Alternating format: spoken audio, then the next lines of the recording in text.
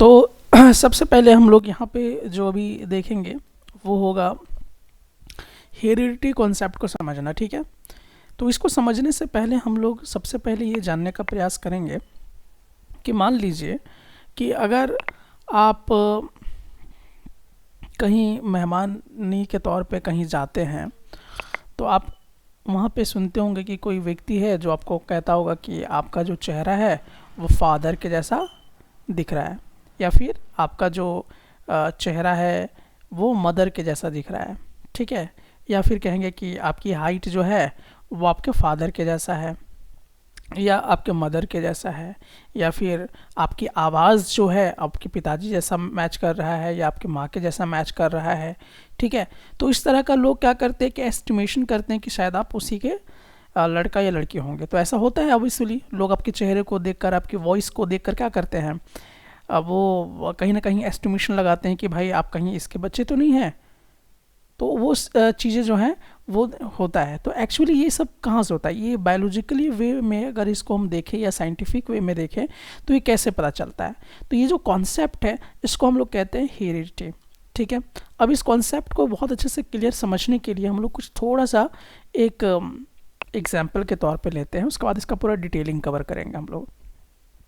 जैसे कि आप देख लीजिए कि ये क्या है, एक सन है, यहाँ पे इसका फादर है और इसके यहाँ पे मदर है। अब आप देख रहे हैं कि जो ईयर है इस लड़के का इसके पिताजी से मैच कर रहा है, और इसके जो आँख है जिस तरह से इनके पापा के आँख है उस तरह से इस लड़के का भी है, ठीक है। बाल किसके जैसा है, इसके मम्मी के जैसा है। देखिए इसकी मम्मी का जो कलर है बाल का वही कलर इसके लड़के में है, ठीक है। हाइट अगर देखा जाए तो इसके मम्मी और इसका जो हाइट है वो सेम है। तो इस तरह का जो चीज़ें आप देख रहे हैं, height, ears, eyes, hair colour, ये सब चीज़ों को हम क्या बोलते हैं, तो बायोलॉजिकल वर्ड में हम लोग इसको बोलते हैं ट्रेड्स। क्या बोलते हैं, ट्रेड्स बोला करते हैं, ठीक है। तो ये ट्रेड्स किसको बोलेंगे, जो आई कलर है उसको बोलते हैं, जो हाइट है, ब्लड ग्रुप है, ठीक है, ये आपको माँ बाप से ही मिलती हैं। तो इस तरह की चीज़ें जो हैं उसको हम क्या बोलते हैं, ये जो कैरेक्टरिस्टिक्स हैं इसी को हम लोग बोलते हैं ट्रेड्स। अब क्या होता है कि अगर ट्रांसमिशन होता है ट्रेड्स का पेरेंट्स से ऑफस्प्रिंग तक, ठीक है। तो इसको समझिए कि जैसे ऑफस्प्रिंग का मतलब क्या होता है, ऑफस्प्रिंग का मतलब होता है कि जो आपका चाइल्ड हो, जो मम्मी फादर के वजह से जो चाइल्ड आता है उसको ऑफस्प्रिंग बोलते हैं, बेबी बोलते हैं ना। ये बेबी बॉय भी हो सकता है, बेबी गर्ल भी हो सकता है। तो जो कैरेक्टर्स यानी कि बाल का कलर, नोज का शेप, स्किन का कलर, हाइट, आईज का कलर, हेयर का कलर, इस तमाम जो ट्रेट्स हैं ये ट्रांसमिट कहाँ से होते हैं, पेरेंट्स से, ठीक है। तो या तो आपके मम्मी का जो ट्रेट्स है वो आपके अंदर आएगा या आपके फादर का आएगा, ठीक है, किसमें, ऑफस्प्रिंग में। लेकिन समस्या अब यहाँ पे ये समझना है कि आएगा कैसे ये, तो ये आता है जीन्स के माध्यम से। अब ये जीन्स का मतलब ये नहीं हुआ कि जो आप जीन्स पहनते हैं वो नहीं है, ठीक है। तो यहाँ तक आपको समझ में आ गया होगा हेरिडिटी का मतलब क्या हुआ, ट्रांसमिशन ऑफ ट्रेट्स, ठीक है। यानी जो ट्रेट्स आपको माँ बाप के थ्रू मिलता है, ये जो ट्रांसमिशन होता है, ठीक है। तो transmission of traits from parents to their offspring through genes, इसी को हम क्या बोलते हैं, हेरिडिटी बोला करते हैं।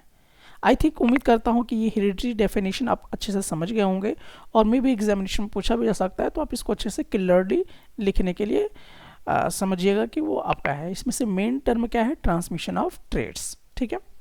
ओके, अब हम लोग बात करते हैं कि ये जो ट्रेट्स है वो पेरेंट्स से लेकर ऑफस्प्रिंग तक जाता है, ठीक है। तो इसी को हम लोग इनहेरिटेंस भी बोला करते हैं। अब रहा बात जीन्स, तो जीन्स बेसिकली यानी कि डीएनए का पार्ट है, ठीक है।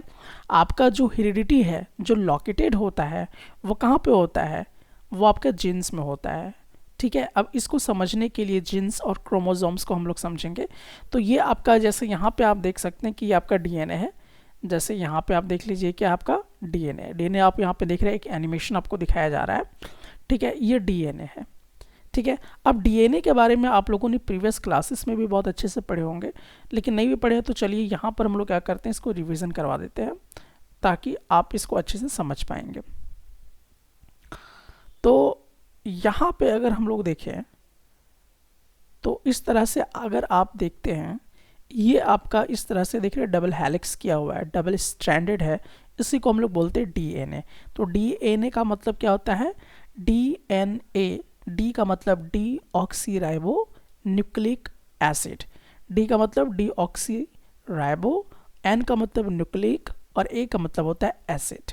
ठीक है, तो D oxy ribo nucleic acid इसका पूरा फुल फॉर्म है, ये अच्छे से आपको याद रखना है।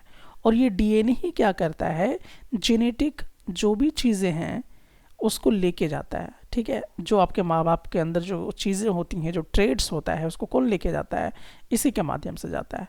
तो इस तरह से मुड़ा हुआ होता है, जैसा कि अभी हम आपको मैंने यहाँ पे एनिमेशन में भी दिखाया। अब धीरे धीरे देखिए ये क्या होते जा रहा है, आप देख रहे हैं यहाँ पे बहुत सारा पतला पतला पतला पतला धागा के जैसा आपको दिखाई देगा। ठीक है, इसी को हम क्या बोलते हैं, क्रोमोसोम्स कहते हैं। ठीक है, अब इस क्रोमोसोम्स को बहुत हाईलाइट करके आप यहाँ पे देख सकते हैं कि जैसे आपका जो बॉडी है, बॉडी का जो सेल होगा, सेल, ये सेल है, सेल के अंदर आप यहाँ पे देखिए न्यूक्लियस है, न्यूक्लियस के अंदर आप यहाँ पे देखेंगे बहुत सारा क्रोमोसोम्स हैं।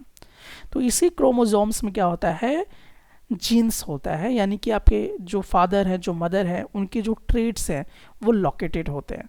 इसको आप यहाँ से भी देख सकते हैं, अच्छे से समझ सकते हैं कि ये आपके बॉडी का सेल है, सेल के अंदर देखिए क्या होता है, न्यूक्लियस, न्यूक्लियस के अंदर आपको एक्स के जैसा यहाँ पे दिखाई दे रहा होगा, ये इसको बड़ा करके यहाँ पे आप देख सकते हैं, इसको क्रोमोसोम्स बोलते हैं। अब इसी क्रोमोसोम्स को मिलके क्या हो रहा है, डीएनए का फॉर्मेशन हो रहा है। ठीक है, और इसी में आपका क्या होता है, जीन्स होता है, जैसे कि आप यहाँ पे देख रहे हैं, जिसके माध्यम से जो आपका फादर का या मदर का जो ट्रेड्स है वो पास ऑन होके आप तक पहुँच रहा है। तो यहाँ तक आपको समझ में आ गया होगा कि ये क्या है, बहुत छोटा छोटा पार्ट होता है जीन्स जो है, और हेरिडिटी जो है यहीं पे आपका लोकेटेड होता है, कहाँ पे, क्रोमोसोम्स में। ठीक है, तो क्रोमोसोम्स कैसा है, थ्रेड लाइक स्ट्रक्चर है, जैसा कि आप यहाँ पर देख सकते हैं कि ये आपका क्या है, थ्रेड लाइक स्ट्रक्चर है। ठीक है, तो थ्रेड लाइक स्ट्रक्चर है, और ये nucleus, thread like structure in the nucleus made of DNA. तो आप यहाँ पे भी इस चीज़ को देख रहे हैं कि ये क्या है, आपका न्यूक्लियस के अंदर होता है, और इसका स्ट्रक्चर कैसा होता है, थ्रेड लाइक स्ट्रक्चर होता है। ठीक है, और यही क्या करता है, डीएनए बनाने का काम करता है। ठीक है, तो बेसिकली ये एक मतलब एक की कॉन्सेप्ट है कि पूरे चैप्टर को आपको इसी के माध्यम से समझने का प्रयास करना है। ये बार बार जो टर्मोलॉजीज हैं वो आपके सामने आएंगे ही आएंगे। ठीक है, और इसका एनिमेशन आप यहाँ पे देख सकते हैं, ये डीएनए है आपका। तो अभी हम लोग यहाँ पे देखेंगे कि जो आपके फादर का जो वॉइस है या मदर का जो वॉइस है, स्किन का जो कलर है, प्लस में जो हेयर कलर है, जो हाइट है, ये सब कहाँ से आपको मिलेगा, तो ये सब चीज़ें विरासत में आपके मम्मी पापा से मिलेगा, जीन्स के माध्यम से मिलेगा। ठीक है, यहाँ तक कि बीमारियाँ भी आपको उपलब्धि में मिलती हैं, सिर्फ जायदाद और ज़मीन नहीं मिलते हैं, बल्कि बीमारियाँ भी आपको बपोती तौर पे मिलता है, एक प्रॉपर्टी के तौर पे आपको मिल जाता है। तो ये सब चीज़ें आपको यहाँ पे समझना है। तो ये आपके लिए क्या है, इम्पॉर्टेंट जो है ये सेक्शन है। चलिए अब हम लोग यहाँ पे देखते हैं इनहेरिटेंस के बारे में। तो इनहेरिटेंस क्या होता है, तो इनहेरिटेंस होता है कि passes traits from parents to offspring. ये क्या करता है कि ट्रेट्स को पास करता है, किसमें, ऑफस्प्रिंग में, थ्रू द पेरेंट्स। ठीक है, यानी कि जो भी ट्रेट्स का मतलब अभी आपको क्लियर हो गया होगा कि ट्रेट्स का क्या मतलब होता है। तो ट्रेट्स का मतलब मैंने आपको समझाया कि जो आपका कैरेक्टरिस्टिक्स है, जैसे कि shape of the nose, skin colour, hair colour, blood group, बीमारियां, ये सब चीज़ें जो हैं ये आपका इनहेरिटेंस के अंदर आ गया है। ठीक है, ये ट्रेट्स। अब होता क्या है यहाँ पर, अब ये भी देखते हैं कि एक वेरिएशन वर्ड को समझना है, क्योंकि ये भी वर्ड बहुत इंपॉर्टेंट है। ठीक है, और इस चैप्टर का रीड भी है। तो creates differences between the individuals. तो देखिए ऐसा होता है कि जब ट्रेट्स आपका मतलब पेरेंट्स से लेकर अगर ट्रेड्स हम लोग देखें तो अगर पेरेंट्स से लेकर ऑफस्प्रिंग तक अगर जाता है तो हूबहू एग्जैक्ट कॉपी नहीं होता है, ठीक है। ये आपको नहीं समझना है कि हूबहू एग्जैक्ट होता है, कुछ ना कुछ वेरिएशन के साथ जाता है, ट्रांसमिशन होता है, ठीक है। इसलिए आप देखते होंगे कि जो फिंगरप्रिंट लिए जाते हैं, अगर मान लीजिए कि जुड़वे बच्चे अगर एक साथ हैं, ठीक है, दो जुड़वे बच्चे हैं, मान लीजिए ये भी एक जैसा दिख रहा है और दूसरा वाला भी एक ही जैसा दिख रहा है, तो ये नहीं मानकर चलना है कि एकदम एग्जैक्ट कॉपी है, ठीक है। कुछ ना कुछ इसमें भी क्या होगा, वेरिएशन आएगा। इसलिए फिंगरप्रिंट को देखते कि बहुत ज़्यादा प्राथमिकता दिया जाता है, क्योंकि कुछ ना कुछ वेरिएशन आपको देखने को मिलेगा ही मिलेगा, वो दोनों सेम नहीं हो सकता है, ठीक है, एग्जैक्ट कॉपी नहीं हो सकता है। तो इसी को कहते हैं वेरिएशन। तो वेरिएशन क्रिएट्स होगा कब, तो क्रिएट्स डिफरेंसेस बिटवीन इंडिविजुअल्स। तो कुछ ना कुछ इसमें भी क्या होगा, एरर हो जाएगा, और कुछ ना कुछ इसमें भी एरर हो जाएगा, मतलब कुछ ना कुछ क्या होगा, डिफरेंसेस क्रिएट दोनों में रहेगा, ठीक है। इसी को हम लोग क्या बोलते हैं, वेरिएशन बोला करते हैं। अब तीसरा जो एक टर्मोलॉजी हमारे पास आता है वो होता है नेचुरल सिलेक्शन का। The environment chooses traits that help organism survive. अब देखिए जो वेरिएशन भी आता है, ठीक है, तो जो आप इन्वायरमेंट में रह रहे हैं वो इन्वायरमेंट में भी क्या करता है, ट्रेट्स को क्या करता है, traits that help organism survive, ये भी क्या करता है कि वेरिएशन करने में बहुत ही मदद करता है नेचुरल सिलेक्शन, और इससे आपको सर्वाइव होने में बहुत ही मदद मिलता है। तो इसको हम लोग डिटेल में भी क्लियर करेंगे। अभी आपको एक ओवरव्यू दिया गया है कि वेरिएशन क्या है, एक्चुअली एक डिफरेंसेस क्रिएट होता है उसको बोलते हैं। नेचुरल सिलेक्शन क्या है, तो ये इन्वायरमेंट आपको चूज करता है ताकि जो ट्रेट आपको है, ट्रेट जो मिला वो हेल्प करे ऑर्गेनिज्म को क्या करने के लिए, लंबे समय तक जीवित रहने के लिए या बनाए रखने के लिए। तो इन तमाम चीज़ों को अब हम लोग यहाँ पे डिटेल में जो है वो कवरेज करना शुरू करते हैं। तो चलिए अब इसको थोड़ा सा समझते हैं काफ़ी डिटेल में। अब यहाँ पे आप देख सकते हैं कि why do you think you look a bit like your parents but are not exactly the same. तो ये क्वेश्चन क्या कह रहा है, क्वेश्चन ये कह रहा है कि आपको ऐसा लगता होगा कि आप अपने पेरेंट्स के जैसा दिख रहे हैं, लेकिन एग्जैक्टली सेम आप नहीं दिखिएगा, ठीक है। तो आपको ऐसा क्यों लग रहा है, why do you think you look a bit like your parents but are not exactly the same. मतलब बहुत हद तक आप अपने पेरेंट्स के साथ दिखेंगे, लेकिन एग्जैक्टली सेम दिखेंगे ऐसा नहीं होगा। तो क्यों आपको ऐसा लगता है, तो चलिए इस सवाल का जवाब हम जो है यहाँ पे ढूंढने का जो है वो प्रयास करते हैं। तो पहला चीज़ है our parents pass on their traits. थोड़ा सा रुको। तो अब बेसिकली हम लोग यहाँ पे देखेंगे कि जो our parents pass on their traits to you through the genes, ठीक है। तो अब हम लोग तो ये चीज़ें जान रहे हैं कि जो भी ट्रेड्स हैं वो आपके पेरेंट्स से होते हुए आप तक जाएगा, यानी ऑफस्प्रिंग पर जाएगा, बच्चों पे जाएगा। तो किसके माध्यम से जाएगा, जीन्स के माध्यम से जाएगा, ठीक है। तो these genes determine your basic body design. तो ये जीन्स क्या डिसाइड करेगा, क्या डिटरमाइन करेगा कि आपके बॉडी का बेसिक डिज़ाइन क्या होगा। जैसे कि 2 आँख आप में होने चाहिए, एक नाक होनी चाहिए, एक आपका लिम्प्स होना चाहिए, ठीक है। तो ये सब चीज़ें एक बेसिक डिज़ाइन के अंदर आ गया। But small variation in this genes make you unique. लेकिन जब ये ट्रांसमिशन होगा, हेरिडिटी जब होके आएगा तो कुछ ना कुछ वेरिएशन के साथ आएगा, समथिंग कुछ स्लाइटली डिफरेंसेस होगा, और यही वेरिएशन क्या करता है कि आपको डिफरेंट बनाने का काम करता है, आपको थोड़ा सा यूनिक बनाता है, ठीक है। ठीक है, अब इसको थोड़ा सा समझते हैं क्या थोड़ा सा वेरिएशन हो सकता है। अब इस वेरिएशन को थोड़ा सा आप समझिएगा कि जैसे कि आप नोटिस कीजिएगा एकदम हल्का सा वेरिएशन लगेगा आपको देखने को, जो यहाँ पे मैंने आपको एग्जांपल दिया है एनसीईआरटी के अकॉर्डिंग। तो देखिए इसको ईयर लॉब्स बोलते हैं, ठीक है, ये कान का जो ये वाला नीचे वाला है ईयर लॉब्स बोलते हैं। तो यहाँ पे देखिए ईयर लॉब्स इसका खुला हुआ है, लेकिन यहाँ पे देखिए इसका ईयर लॉब्स क्या है, सटा हुआ है। आप नोटिस कर रहे हो ये पूरा एकदम क्लोज है, सटा हुआ है, और यहाँ पे ईयर लॉब्स ये है। तो आप नोटिस करो अपना भी कान छू के कि आपका ईयर लॉब्स क्या सटा हुआ है या फ्री है। अब जैसे कि मेरा है, मेरा तो ईयर लॉब्स फ्री है।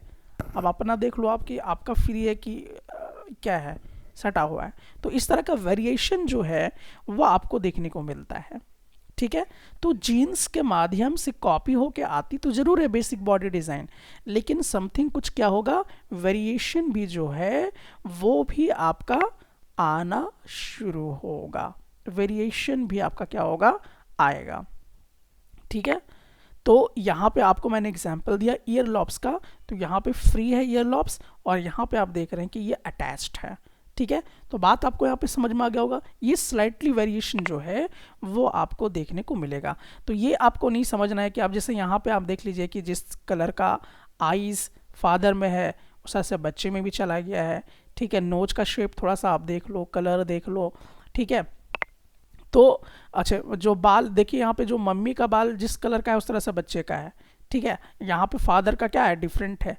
तो ये डिफरेंसेस आपको देखने को मिलेगा। साथ ही साथ आप देखिए कि जो आईब्रो का कलर है ये इसका कैसा है, मम्मी के जैसा है, आप यहाँ पे देख सकते हो। ठीक है। फादर से थोड़ा डिफरेंट है। ठीक है। तो ये सब चीज़ें आपको जो है यहाँ पे देखने को मिल रहा है। तो इस चीज़ को आपको समझना है यहाँ पर कि कुछ ना कुछ क्या होता है, डिफरेंसेस हो सकता है। चलिए, यहाँ तक आपको बात समझ में आ गई होगी। अब थोड़ा सा इसमें हम लोग दो बातें समझेंगे। अगर आपने प्रीवियस चैप्टर पढ़ लिया है रिप्रोडक्शन चैप्टर, तो वहाँ से भी कुछ बातें अभी हम लोग यहाँ पे क्लियर करेंगे। तो देखिए, एक्चुअली एक हम लोग जानते हैं कि सेक्सुअल रिप्रोडक्शन होता है और एक क्या होता है, असेक्सुअल रिप्रोडक्शन होता है। तो अभी हम लोग एग्जाम्पल किसका लेने वाले हैं, असेक्सुअल रिप्रोडक्शन का। आपको मालूम है कि असेक्सुअल रिप्रोडक्शन में क्या होता है कि गैमेट्स का इन्वॉल्वमेंट नहीं होता है, सिंगल पेरेंट होता है। ठीक है। तो उसको हम लोग क्या बोला करते हैं, असेक्सुअल रिप्रोडक्शन बोला करते हैं। तो आप लोगों ने प्रीवियस क्लास में से पढ़ा भी होगा, अच्छे से आपको दिमाग में भी होगा। इसमें क्या होगा, फिर से मैं एक बार नोट कर दे रहा हूँ। असेक्सुअल रिप्रोडक्शन उसको हम लोग बोलते हैं जो गैमेट्स का इन्वॉल्वमेंट नहीं होता है और सिंगल पेरेंट होता है, इसमें मदर फादर नहीं होता, मतलब दो पेरेंट इसमें नहीं होता है। ठीक है। अब चलिए इसको हम लोग समझने का प्रयास करते हैं। तो एक एग्जाम्पल देकर आपको समझाता हूँ। Imagine you are drawing a picture and photo copying it. तो मान लीजिए कि आप क्या कर रहे हो, पिक्चर आपने ड्रॉ कर लिया। अब पिक्चर ड्रॉ करने के बाद अब आप उसी पिक्चर का क्या कर रहे हैं, फोटो कॉपी कर रहे हैं। ठीक है। फिर से ड्रॉ कर रहे हैं। तो each copy looks very similar. तो आपको तो लगेगा सिमिलर के जैसा, बट स्मॉल्जेस यानी कि स्मॉल चेंजेस आपको देखने को उसमें मिलेगा। ठीक है। Small changes might appear due to errors in the copying process. तो जब आप कॉपी करोगे तो कुछ ना कुछ आपको उसमें क्या होगा, एकदम स्लाइटली चेंजेस नजर आएगा। ठीक है। अब जैसे एग्जाम्पल के तौर पे यहाँ पे देख लो आप, इसको मैं थोड़ा बड़ा करके दिखाता हूँ। तो यहाँ पे देखो, फर्स्ट वाला देखिए आपने ड्राइंग किया, अब ड्राइंग किया फिर इसका आप कॉपी करना शुरू किए। तो फिर जब आप कॉपी किए तो देखिए यहाँ पे थोड़ा सा स्केच देखिए अलग होने लगा। फिर आप फिर से इसका दोबारा, अब नेक्स्ट आपने फिर इसका कॉपी किया तो देखिए थोड़ा सा स्केचिंग इधर उधर आने लगा। फिर इसी का देख के आप मान लीजिए पिक्चर बना रहे हैं, कॉपी कर रहे हैं, लेकिन फिर कुछ ना कुछ स्लाइटली डिफरेंसेस आ जाएगा, फिर कुछ ना कुछ डिफरेंस, यानी एग्जैक्ट देखने को तो लगेगा लेकिन कुछ ना कुछ छोटा छोटा स्मॉल चेंजेस जो है वो लगातार जब आप कॉपी करते जाएंगे तो कहीं ना कहीं इस तरह से आपको नजर आएगा। जैसे यहाँ पे आपको ये फोटो कॉपी पिक्चर में आपको दिखाई दे रहा है कि कुछ ना कुछ स्केच करते समय क्या हो रहा है, चेंजेस आता जा रहा है बराबर। ठीक है। अब इसको एक क्वेश्चन के माध्यम से भी समझते हैं। What happens if a single bacterium keeps dividing. बहुत बढ़िया प्रश्न है, इसको समझना है कि अगर मान लीजिए कि सिंगल बैक्टीरिया लगातार अगर डिवाइड होते जाता है तो क्या होगा। What happens if a single bacterium keeps dividing. क्योंकि आपको मालूम है कि बैक्टीरिया यहाँ पे भी बात कर रहा है सेक्सुअल रिप्रोडक्शन को लेकर, तो कह रहा है कि लगातार अगर सिंगल बैक्टीरिया डिवाइड होते जाता है तो क्या होगा। तो when one bacterium divides it creates two identical copies. तो ये क्या कह रहा है कि मान लीजिए कि अगर आपके पास एक बैक्टीरिया है और एक बैक्टीरिया अगर डिवाइड होता है तो दो आइडेंटिकल कॉपीज बनेगा उसका। ठीक है। When this two divide again, अब मान लीजिए जो दो आपको मिला है, दो बैक्टीरिया फिर आ गया आपका, फिर इसको आप डिवाइड कीजिए। ठीक है। यू विल 4 बैक्टीरिया, फिर इसको मान लीजिए कि ये 4 में कन्वर्ट हो जाएगा। ठीक है। Bacteria that look very similar, ये भी लगेगा कि बहुत ज़्यादा क्या है, सिमिलर है एक दूसरे का। बट टीनी एरर्स, क्या बोल रहा है, बट आपको बहुत ही छोटा एरर जो है वो देखने को मिलेगा। टीनी एरर्स क्या है, टीनी एरर्स, यानी बहुत स्मॉल लेवल पे आपको एक एरर देखने को मिलेगा। आपको लगेगा कि दोनों आइडेंटिकल कॉपीज हैं एक दूसरे के, लेकिन एक छोटा सा एरर आपको देखने को मिलेगा। कब? During DNA कॉपिंग।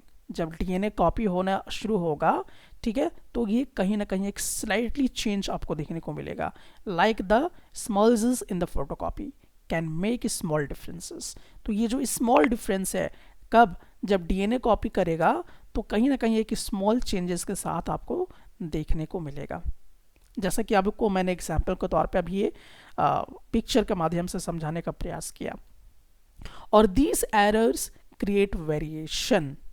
अब यही एरर धीरे धीरे क्या कर देगा? वेरिएशन क्रिएट करेगा। And for bacteria these variation are tiny but can sometimes be helpful.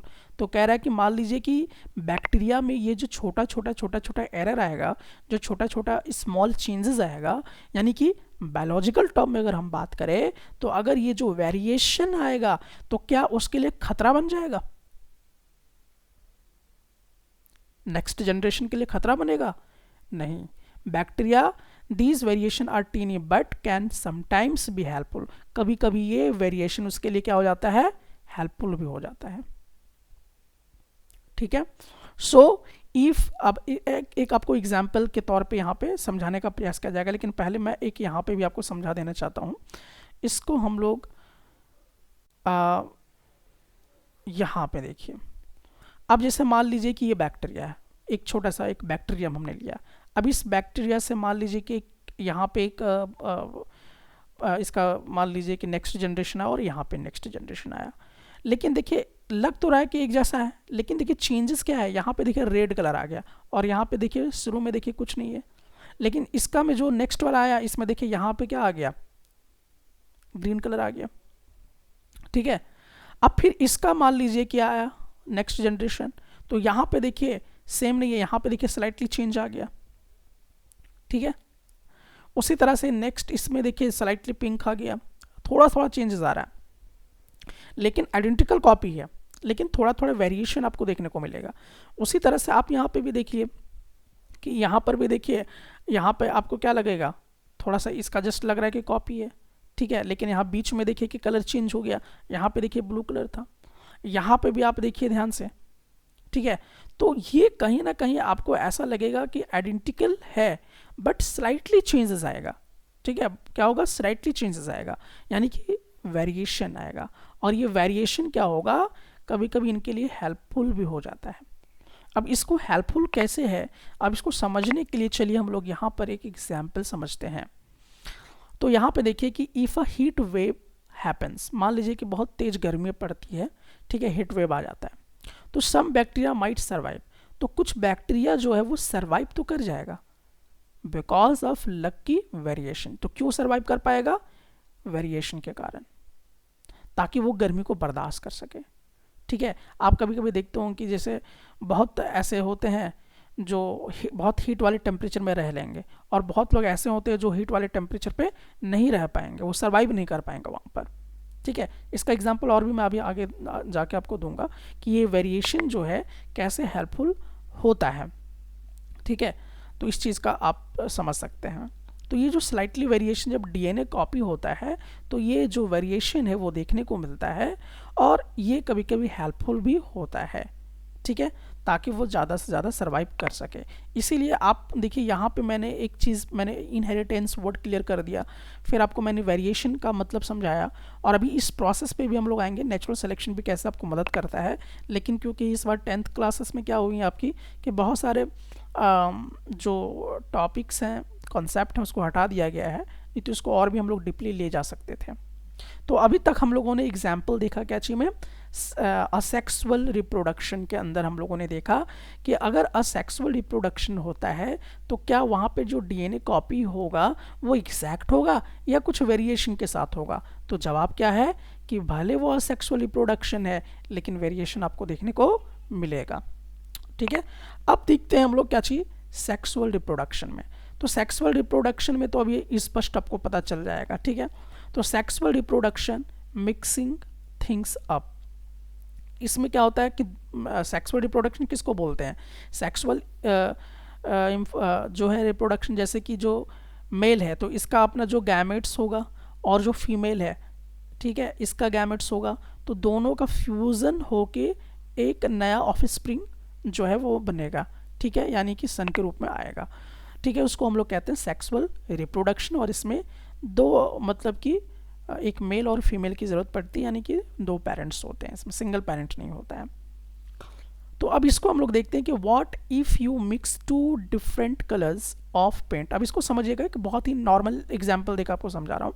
कह रहा है कि मान लीजिए what if you mix two different colours of paint. जैसे कि मान लीजिए आप पेंट लीजिए दो अलग अलग कलर का, ठीक है, एक कलर हम ले लेते हैं ब्लू कलर का और दूसरा हम ले लेते हैं येलो कलर का।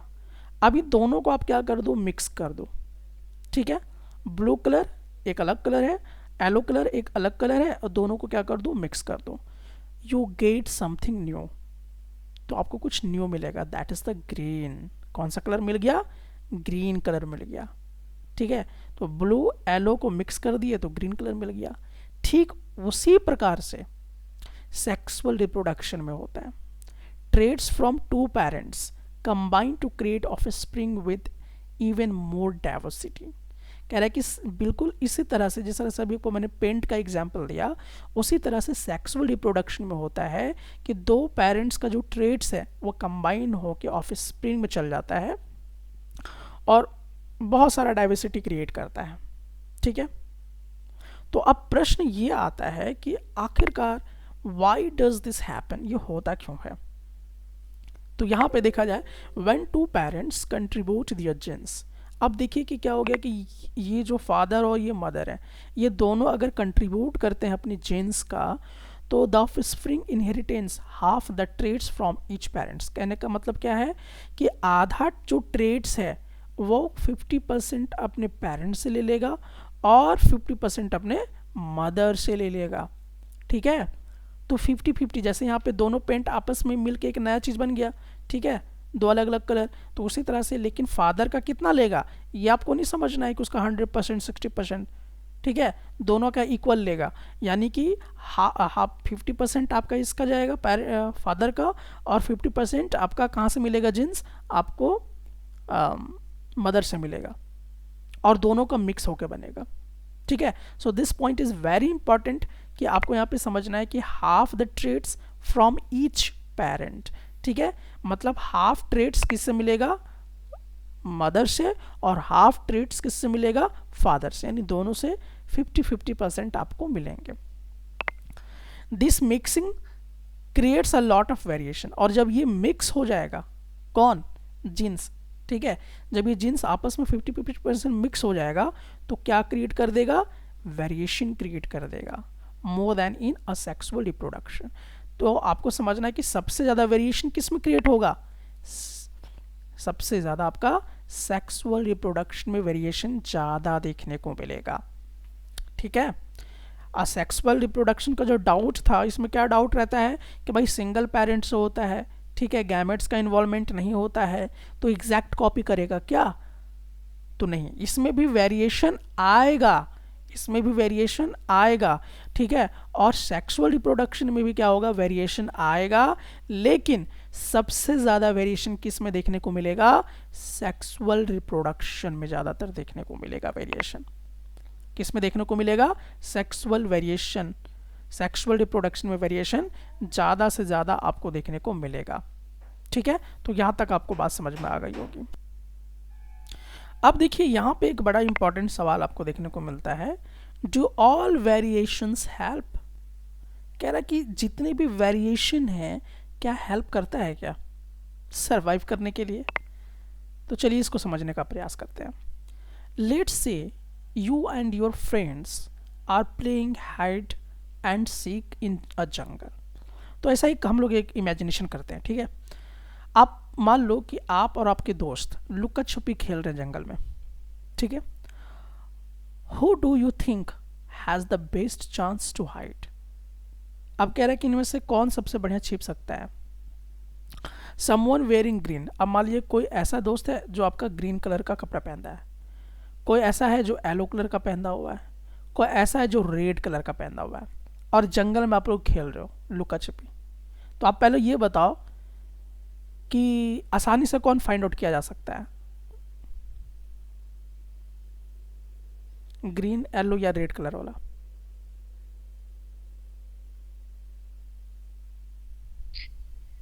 रेड वाला।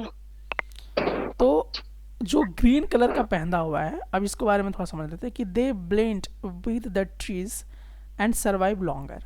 अब कह रहा है कि जो ग्रीन कलर का कपड़ा पहना होगा वो क्या होगा, पेड़ों के बीच में, झाड़ियों के बीच में जाके छिप जाएगा।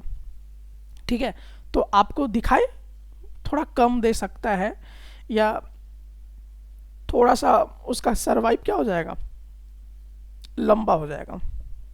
ठीक है, तो सर्वाइव लॉन्गर ये करेगा आपका, कि आप उसको जल्दी नहीं पकड़ पाएंगे। ठीक है, लेकिन जो रेड कलर का कपड़ा पहना होगा, they get spotted easily and are out quickly.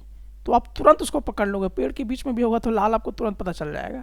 ठीक है, वो पेड़ पौधों के साथ मिक्सड अप नहीं होगा, तो यूनिक दिखेगा। तो वहाँ पे वो तुरंत का तुरंत क्या होगा, स्पॉट आप कर लोगे, उसको तुरंत पकड़ लोगे। ठीक है, तो यहाँ पर क्या आपने देखा कि अगर ग्रीन कलर का था, अगर वेरिएशन अगर इन्वायरमेंट के हिसाब से है, तो उसका आप सर्वाइव क्या देख रहे हैं कि लंबा जा रहा है। लेकिन अगर मान लीजिए कि वेरिएशन उस हिसाब से नहीं हो पा रहा है, तो आप यहाँ पे देख रहे हो कि उसको स्पॉट आप तुरंत कर ले रहे हो। ठीक है, so in nature the environment chooses which variation are helpful. तो ये इन्वायरमेंट क्या करता है, इसको चूज करता है कि कौन सा वेरिएशन हेल्पफुल होगा। ठीक है, and this process is called natural selection. तो इसी को हम क्या बोलते हैं, नेचुरल सिलेक्शन बोला करते हैं। ये आपको नेचर के थ्रू मिलता है। ठीक है, जैसे आपको बताए थे कि नेचुरल सिलेक्शन, जैसे कि मैंने कहा कि मान लीजिए एक ए व्यक्ति है। ठीक है, अब इसके पेरेंट्स थोड़ा सा कुछ गर्मी बर्दाश्त किए, तो इन्वायरमेंट में ये भी आया तो थोड़ा थोड़ा बर्दाश्त कर लिया। अब यही चीज़ क्या होगा, इसके जो बाल बच्चे आएंगे तो थोड़ा सा हीट ये भी कैपेसिटी बर्दाश्त करने का रख सकता है, तो अगला गर्मी जब आएगा तो वो भी बर्दाश्त कर सकता है। ठीक है, तो ये एक वेरिएशन अगर नेचर के थ्रू होता है कि वो उतना डेवलप कर सकता है, तो वो सर्वाइव लॉन्गर कर पाएगा, और नहीं तो फिर वो नहीं कर पाएगा। तो इसी को कहा जाता है कि नेचर में क्या होता है कि इन्वायरमेंट जो है वो चूज़ करता है वेरिएशन को, जो क्या होता है, हेल्पफुल होता है, और इसी प्रोसेस को हम लोग कहते हैं नेचुरल सिलेक्शन कहा करते हैं। ठीक है, अब एग्जाम्पल के तौर पे हम लोग यहाँ पे देखेंगे। अब इसको एग्जाम्पल के तौर पे यहाँ पे हम लोग देखते हैं कि अब जैसे यहाँ पे देख लो आप, ये बहुत हाइट में है, ये डाली जो है पेड़ का, इसमें क्या है कि अब ये जो है, ये जो जिराफ है वो खा ले रहा है पत्तों को, ये नहीं खा पा रहा है, और फिर ये वाला तो और भी हाइट में कम है, तो ये तो अधिगम ही नहीं कर पाएगा। तो जाहिर सा बात है ये बहुत कम समय के लिए सर्वाइव करेगा, उसके बाद थोड़ा हद तक ये सर्वाइव कर पाएगा, वो भी चला जाएगा, लेकिन ये सर्वाइव कर जाएगा। तो ये वेरिएशन तो आ गया अब इसके अंदर। अब इसके जो बाल बच्चे आएंगे उसके क्या होंगे, थोड़ा सा उस लेवल के ही आ जाएंगे, तो वो वेरिएशन के साथ क्या होगा, ट्रेड्स जो है आगे बढ़ना शुरू हो जाएगा। ठीक है, तो ये चीज़ें आपको देखने को मिलेगा। तो ये क्या हुआ, नेचुरल सिलेक्शन के माध्यम से होता है। तो मैंने कहा कि अगर नेचुरल सिलेक्शन बेटर करता है तो वो वेरिएशन उसके लिए हेल्पफुल है, अदरवाइज नहीं है। ठीक है, चलिए, survival of the fittest, example of bacteria. अभी बैक्टीरिया का फिर से एग्जाम्पल हम लोग यहाँ पे लेने जा रहे हैं, देखते हैं इसका सर्वाइवल पॉइंट क्या है। Imagine a heat wave hits a colony of bacteria. मान लीजिए एक बैक्टीरिया है, वहाँ पे हीट वेव आया, तो मोस्ट बैक्टीरिया तो डाई हो जाएंगे। ठीक है, क्योंकि वो हीट को सर्वाइव नहीं कर पाए। लेकिन कुछ ऐसे बैक्टीरिया होंगे जो क्या होगा, हीट रेसिस्टेंट वेरिएशन के साथ पैदा हुए होंगे, तो वो थोड़ा सा सर्वाइव कर देंगे और फिर अपने ही उस लेवल के बच्चे को पैदा करेंगे। ठीक है, तो over time the population changes, तो जब जब पॉपुलेशन आएगा कुछ ना कुछ चेंजेस आएगा, और बहुत सारे बैक्टीरिया जो हैं वो फिर ऑटोमेटिकली क्या करेंगे, उनके बॉडी में वो जेनेटिकली चेंजेस आएगा और वो हीट को सर्वाइव कर पाएंगे। ठीक है, तो ये आपका नेचुरल सिलेक्शन होता है, और इस तरह से आप देख सकते हैं कि किस तरह से ही वो सर्वाइव कर सकते हैं। तो बेसिकली आप ये सारे पॉइंट्स को समझ गए होंगे कि वेरिएशन क्या होता है, वेरिएशन से क्या फ़ायदे हो सकते हैं, प्लस में आप नेचुरल सिलेक्शन वर्ड को समझ गए होंगे, जीन्स को समझ गए होंगे, ट्रेड्स किसको बोलते हैं, इनहेरिटेंस किसको बोलते हैं, हेरिडिटी किसको बोलते हैं, ठीक है, डीएनए क्या होता है, जीन्स क्या होता है, ये तमाम सवाल के जवाब आपको समझ में आ गए होंगे। तो चलिए अब हम लोग टेस्टिंग करेंगे टेस्ट नॉलेज के माध्यम से, और ये देखने का प्रयास करेंगे कि कहीं अभी भी तो आपका कोई डॉट नहीं फंसा हुआ है, या एग्जैक्टली आप उस पूरे कॉन्सेप्ट को समझने का प्रयास किया कि नहीं किया, ये अब हम लोग यहाँ पे समझने का प्रयास करते हैं। तो चलिए देखते हैं यहाँ पर। तो पहला क्वेश्चन आपके स्क्रीन पर है। पहला क्वेश्चन यहाँ पर कह रहा है, what is the process called when traits are passed from parents to offspring। Parents से ऑफस्प्रिंग में जो ट्रेड्स पास होता है उस प्रोसेस को हम क्या कहते हैं। ऑप्शन है आपके पास मोटेशन, ऑप्शन बी कहता है एवोल्यूशन, ऑप्शन सी कहता है हेरिडिटी, ऑप्शन डी कहता है नेचुरल सिलेक्शन। Option C. तो इसका सही जवाब है ऑप्शन सी, यानी कि हेरिडिटी। ठीक है, तो जो ट्रेड्स पास करता है ऑफस्प्रिंग, पेरेंट्स ऑफस्प्रिंग में, उसको क्या बोलते हैं, हेरिडिटी बोलते हैं। चलिए आगे की तरफ बढ़ते हैं। सेकंड क्वेश्चन में आप यहां पे देखिए, in asexual reproduction variations are primarily caused by, कह रहे हैं कि जो असेक्सुअल रिप्रोडक्शन होता है उसमें वेरिएशन जो है मुख्यतः किन कारणों से होता है। Option A crossing over of genes, inaccuracies in DNA copying, option C environmental factors, option D gene recombination।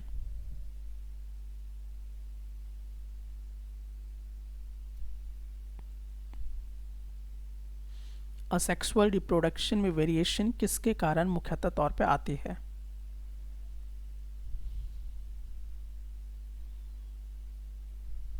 जल्दी option B. Option B which is correct, यानी कि इनएक्यूरेसी, यानी कि कुछ आपका क्या आ रहा है उसमें, इनएक्यूरेसी मतलब कुछ एरर आता है डीएनए कॉपिंग करते के साथ। ठीक है, उसी को इनएक्यूरेसी बोलते हैं, यानी कि कुछ एरर है इन द डीएनए कॉपिंग के अंदर। ठीक है, ये या कह सकते हैं स्लाइटली स्मल्जेस है या स्लाइटली चेंजेस आ जाता है कॉपी जब होता है डीएनए का। तो चलिए आगे की तरफ हम लोग बढ़ते हैं क्वेश्चन नंबर थर्ड की तरफ। What type of reproduction generates greater diversity among offspring। Once again, what type of reproduction generates greater diversity among offspring। ठीक है, asexual reproduction, binary fission, sexual reproduction, budding।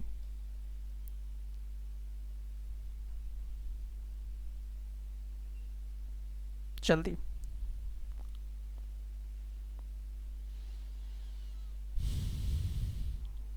जल्दी बताएं। Option A. कह रहा है कि किस टाइप की रिप्रोडक्शन में ज़्यादा डाइवर्सिटी देखने को मिलता है उसके ऑफस्प्रिंग में। तो इसका सही जवाब है सेक्सुअल रिप्रोडक्शन, क्योंकि ये तो असेक्सुअल रिप्रोडक्शन में कम होता है। बाइनरी फ्यूजन क्या है, खुद असेक्सुअल रिप्रोडक्शन है। बर्डिंग क्या है, खुद एक असेक्सुअल रिप्रोडक्शन है। तो इन तमाम में क्या होगा कि वेरिएशन बहुत कम देखने को मिलता है, डाइवर्सिटी बहुत कम देखने को मिलता है, लेकिन सेक्सुअल रिप्रोडक्शन में वेरिएशन ज़्यादा मात्रा में होता है। ठीक है, क्योंकि दो पेंट वाला कहानी आपको याद आ गया होगा। ठीक है, यानी कि इसमें ग्रेटर डाइवर्सिटी आपको देखने को मिलेगा। चलिए आगे की तरफ हम लोग देखते हैं, क्वेश्चन नंबर 4 के पास आते हैं। अब यहाँ पे देखते हैं, what process ensures the survival of individuals with favorable traits in a given environment। What process ensures the survival of individuals with favorable traits in a given environment। ठीक है, क्या प्रोसेस इंश्योर करता है किसी भी इंडिविजुअल को survive करने के लिए, ताकि वो फेवरेबल ट्रेट्स के साथ क्या करे, जो भी उसको इन्वायरमेंट में मिला है। तो क्या प्रोसेस इंश्योर करता है, genetic drift, mutation, natural selection या स्पेसिएशन। Option C. ठीक है, तो नेचुरल सिलेक्शन क्या करता है, सर्वाइव करने में बहुत ही मदद करता है। चलिए अब चलिए हम लोग देखते हैं फिफ्थ क्वेश्चन की तरफ। Which of the following is an example of variation helping in survival. Which of the following is an example of variation, इनमें से कौन ऐसे वेरिएशन का एग्जाम्पल है जो सर्वाइव करने में मदद करता है। Option A, a polar bears thick fur in cold climates. Option B, identical bacteria dividing in a lab. Option C कह रहा है human inherited blue eyes from a parent. Option D कह रहा है a plant's leaves growing bigger in sunlight. कौन variation survive करने में ज़्यादा मदद करेगा?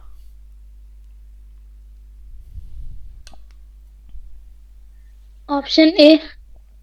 Option A which is correct, क्योंकि बेयर्स के अगर थिक फर होंगे तो जाहिर सी बात है ठंडा में उसको क्या करेगा, गर्म रखने का काम ज़्यादा करेगा, तो उसमें क्या होगा, नेचुरल सिलेक्शन उसका हो जाएगा तो ज़्यादा सर्वाइव कर पाएगा। ठीक है, चलिए यहाँ तक बात हो गई।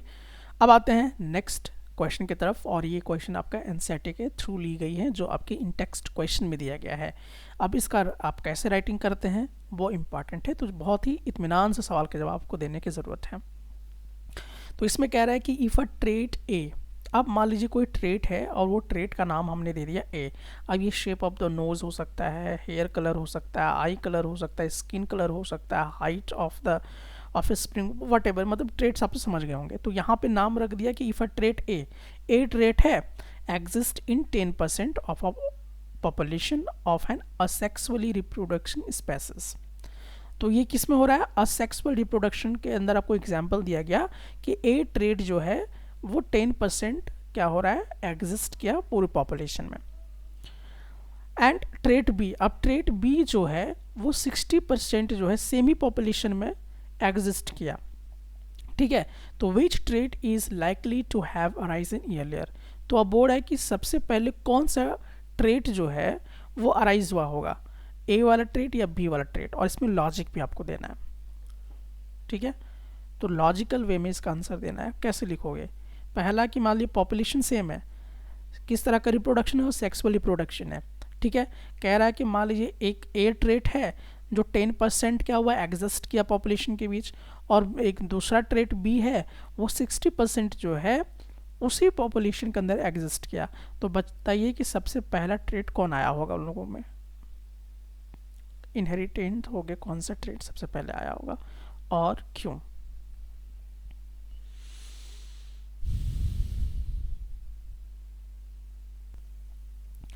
तो चलिए यहाँ पे समझते हैं इसके पूरे लॉजिक को।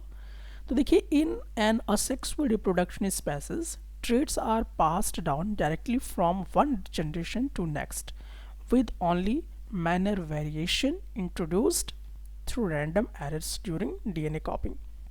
हड़बड़ाना नहीं है कि इतना लंबा चौड़ा लिख लिया, आपको समझाने के लिए डिटेल में किया गया है। आपको पहले ये बात समझानी है कि असेक्सुअल रिप्रोडक्शन जब भी होता है तो बहुत ही माइनर वे में वेरिएशन आता है। वेरिएशन कैसे आएगा, बहुत ही स्मॉल वे में आएगा, बहुत ही माइनर वेरिएशन आएगा। और ये जब माइनर वेरिएशन कब आएगा, तो ये एक रैंडम एरर की तरह आएगा। और ये कब आता है, ये माइनर वेरिएशन या एरर कब आएगा, जब डीएनए कॉपी होना शुरू होगा। ठीक है, तो ऐसा मान के चलते हैं कि ट्रेट बी जो है ये क्या है, 60% ऑफ द पॉपुलेशन में आ गया, वेर एज ट्रेट ए जो है वो सिर्फ 10% ही देखने को मिला। Is more likely that trait be arise earlier. तो इसका जवाब दे रहा है कि अगर ये ट्रेट बी जो है 60% अगर एक्यूमुलेट हो गया और ट्रेट ए जो है वो 10% हुआ है, तो जाहिर सी बात है पहले से कौन चलता आ रहा है, ट्रेट 60% वाला। वो क्यों, क्योंकि धीरे धीरे धीरे एक्यूमुलेट हो रहा है वेरिएशन। अब इसका रीज़न देखिए, यहाँ पे पहला पॉइंट में आपसे सिर्फ यही समझाने का प्रयास किए कि असेक्सुअल रिप्रोडक्शन में बहुत ही माइनर वेरिएशन आता है। कब आएगा, जब डीएनए कॉपी होगा तब आएगा। ठीक है, तो ये क्लियर हो गया कि वेरिएशन आएगा। ठीक है, अब हम यहाँ पे बोल दिए कि भाई ठीक है, ट्रेट भी पहले ही आया होगा क्योंकि वो 60% दिखा रहा है। तो अब आपको रीज़न देना होगा, कैसे हम दे, तो साइंटिफिक रीज़न हमको देना होगा। तो traits that arise earlier have had more time to spread across the population through reproduction. तो कह रहा है कि जो ट्रेट्स बहुत पहले से आ रहा होगा वो क्या कर रहा होगा, अपने नेक्स्ट जनरेशन में ट्रांसमिशन करते जा रहा होगा। ठीक है, एंड तो डेफिनेटली क्या है कि अब जैसे 60% जो हो के आया है वो इसके लगातार जो भी प्रीवियस इसके पेरेंट्स होंगे वहाँ से लगातार एक्यूमुलेट होते होते होते होते होते नेक्स्ट जनरेशन में जा रहा था। तो डेफिनेटली सबसे पुराना ट्रेट यही है, इसीलिए इसकी ज़्यादातर आपको देखने को मिलेगा इसका परसेंटेज। ठीक है, तो traits that arise later will exist in a smaller fraction. अब कह रहा है कि जो बाद में ट्रेट आया होगा वो बहुत ही कम फ्रैक्शन में आपको देखने को मिलेगा, यानी कि आप यहाँ पे 10% के तौर पे देख पा रहे हैं। सो इसी कारण से ट्रेट बी जो कि 60% है is likely to have arisen earlier than trait ए।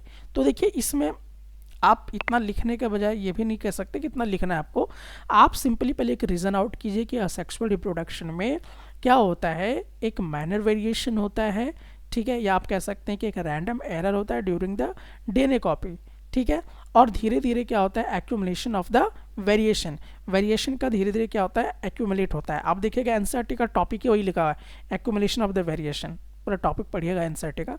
हो सकता है मैं अभी आपको थोड़ा सा दिखा भी देता हूँ, 1 मिनट। तो आप जैसा कि यहाँ पे देख सकते हैं कि जो एनसीईआरटी है, एनसीईआरटी ने अपना जो टॉपिक का हेडिंग बनाया है वो बिल्कुल वही लिख दिया है, accumulation of variation during reproduction. तो रिप्रोडक्शन के दौरान क्या होता है, वेरिएशन के एक्यूमुलेशन होता है, तो डेफिनेटली इसका परसेंटेज क्या होगा, बढ़ता जाएगा। तो चलिए अब हम लोग देखते हैं नेक्स्ट एनसीईआरटी का इन टेक्स्ट क्वेश्चन आपको देखने को मिलेगा। अब इसमें देखिए लिखा हुआ क्या कि how does the creation of variations in a species promote survival. अब कह रहा है कि जो वेरिएशन क्रिएट होगा किसी भी स्पेसिस में वो सर्वाइव के लिए कैसे प्रमोट करेगा, इसको आपको एक्सप्लेन करना है। तो मैं उम्मीद करता हूँ कि इस सवाल का जवाब भी आप समझ गए होंगे, लेकिन आप इसको अपने से कॉपी में ज़रूर लिखिए। सो चलिए देखते हैं इसका आंसर आप कैसे लिखेंगे। तो पहला चीज़ हम लोग देखेंगे कि एडेप्शन टू इन्वायरमेंटल चेंजेस। पहला चीज़ कि कैसे प्रमोट करेगा कि इन्वायरमेंट के हिसाब से वो अडेप्ट कर ले चेंजेस को, तो ये कहीं ना कहीं सर्वाइव करने की जो पॉइंट है वो बढ़ा देगा। ठीक है, अब इसको डिटेल में हम लोग यहाँ पे समझेंगे, लेकिन अभी एक पॉइंट आप इस तरह से फर्स्ट पॉइंट लिख सकते हैं। सेकंड पॉइंट आप इसका क्या जवाब देंगे, increased chances of survival for the species. अगर हम इन्वायरमेंटल चेंजेस को अडेप्ट करते तो किसी भी स्पेसिस का सर्वाइवल का जो चांस है वो क्या होगा, इंक्रीज हो जाएगा। इसको भी आप डिटेल में समझ सकते हैं, अभी समझाऊंगा भी। नेक्स्ट थर्ड पॉइंट आप लिख सकते हैं कि इवोल्यूशन ऑफ द स्पेसिस, और जैसे से इवोल्यूशन होगा वो भी इसको क्या करता है, प्रमोट करता है सर्वाइव के लिए। And the fourth point is diversification of habits, और बहुत सारे हैबिट्स में डाइवर्सिफिकेशन भी देखने को मिलेगा। तो चलिए डिटेल में देखते हैं यहाँ पर। अब कैसे यहाँ पे कह रहा है कि adaptation to the environment changes, कह रहा है कि variation ensure that one individual in a species possesses traits that help them survival under new or extreme conditions। तो कह रहा है कि वेरिएशन तो मदद करता है किसी भी इंडिविजुअल्स को क्या करने में, सर्वाइव करने में, ताकि कुछ स्लाइटली चेंज के साथ जो ट्रेट्स उसके अंदर आते हैं। ठीक है, अब एग्जाम्पल आपको देखिए समझाया गया हीट वेव वाला, कि बैक्टीरिया जो है वो हीट रेसिस्टेंट के साथ थोड़ा सा वेरिएट होकर सर्वाइव किया, और फिर उसका नेक्स्ट वाला जो आएगा और ज़्यादा सर्वाइव करेगा, क्योंकि एक्यूमुलेशन ऑफ द वेरिएशन होता है। एंड द सेकेंड पॉइंट में देखिए कि if all individuals were identical a single changes in the environment, जैसे कि disease, climate change could wipe out the entire species. Variations act as a buffer, ensuring some of individuals survive and reproduce। कह रहा है कि अगर मान लीजिए if all individuals were identical, अगर मान लीजिए कि जितने भी इंडिविजुअल्स हैं जो चीज़ें अगर सेम ही हो जाएं, तो single change in the environment, तो इन्वायरमेंट में मान लीजिए कि एक सिंगल चेंज आ गया, मान लीजिए कोई डिजीज़ आ गया या क्लाइमेट चेंज आ गया, तो सारे के सारे लोग क्या हो जाएंगे, पूरा उसका जो स्पेसिस वो ख़त्म हो जाएगा। ठीक है, वो वेरिएशन एक बफर के जैसा हो जाएगा।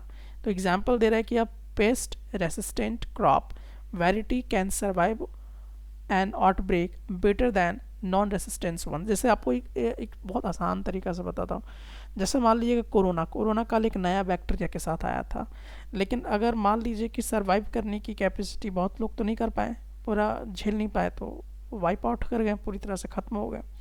लेकिन फिर क्या किया गया, थोड़ा सा स्लाइटली चेंजेस आ जाए, आपके बॉडी में, तो आपको क्या किया गया, टीका लगाया गया। अब आपके जो जनरेशन आएंगे और वही बैक्टीरिया फिर कभी भविष्य में आ जाएगा तो वो उसको आसानी से क्या कर लेंगे, झेल लेंगे। तो बहुत सारे बीमारी इस आधार पे भी ठीक किए गए हैं। चलिए नेक्स्ट है evolution of the species. Beneficial variation accumulate over generations, leading to the evolution of new traits or even new species better suited to the environment। मैंने वही बात कहा कि अगर इवोल्यूशन होगा तो धीरे धीरे वेरिएशन क्या होता है, एक्यूमुलेट होते जाता है, कहीं ना कहीं आपके एक जनरेशन में जमा होती है, फिर नेक्स्ट जनरेशन को चली जाती है।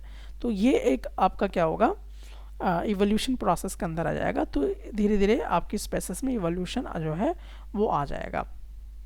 जैसे आपको जिराफ वाला एग्जांपल मैंने दिया था कि अगर मान लीजिए कि एक जिराफ अगर कम हाइटेड वाले हैं तो खा के नहीं रह पाएंगे, लेकिन एक जो जिराफ होगा उसका गर्दन लंबा था तो खा लिया, अब उसके जो नेक्स्ट जनरेशन आएंगे वो लंबे गर्दन के साथ आएंगे, फिर उसके वाले जो आएंगे वो नेक्स्ट गर्दन लंबे वाले आएंगे।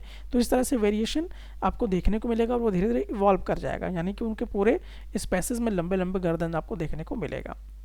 एंड डाइवर्सिफिकेशन ऑफ हैबिट्स कहता है कि variation allow individuals to exploit different habits और resources, reducing competition within the species and ensuring survival. यहाँ पर भी क्या करता है कि डाइवर्सिफिकेशन होने से क्या होता है कि ये जो भी एक्सप्लॉइट होगा डिफरेंट डिफरेंट हैबिट्स के थ्रू, उसको ये क्या करेंगे, अलाउ कर पाएंगे, ठीक है। और ये इनके लिए बेटर भी होगा, जैसे कि birds with slightly difference in big shapes can feed on different types of seeds, ठीक है। तो बर्ड्स जो हैं धीरे धीरे अलग चेंजेस के साथ आएंगे, तो वो भी अलग अलग डिफरेंट टाइप्स के सीड्स को भी कवर कर पाएंगे, खा पाएंगे, जीवित रह पाएंगे।